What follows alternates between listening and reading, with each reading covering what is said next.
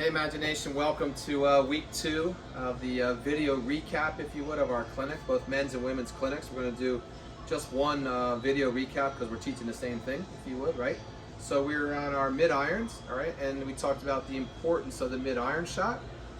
And I think really all you got to realize is, look, I'm 180 yards out for men, I'm 140 yards, 50 yards out for women. I need that shot.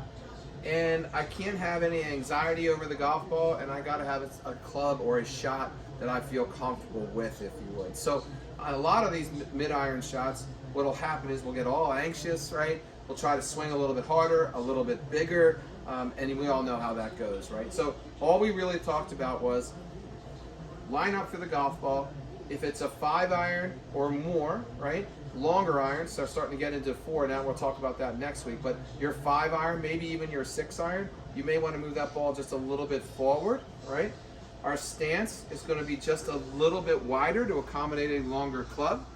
And then from there, we're just going to do everything that we've been teaching you at Imagen forever. And if you're new to Imagen, everything that you've heard in the last 2 weeks, right? Just because it's a longer, harder club to hit, we're not changing anything, all right? For those of you that are relatively brand new to golf, we did recommend this drill set here, where you drop your foot back about halfway. So your toe is about halfway in your instep here. Ball's relatively in the center. Take your regular lineup and take your regular swing as much as possible.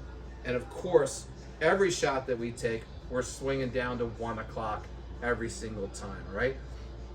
I highly recommend these sticks. You can use a golf club though, you can use a piece of wood, a box, whatever. This is a golf stick that costs $30.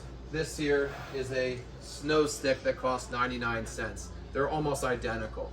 But if you place this at 1 o'clock and put your ball relatively close to this, now, in the event that you swing over the top or across your body, your mind's eye, consciously and subconsciously, is going to see the club cross here, and we never want that.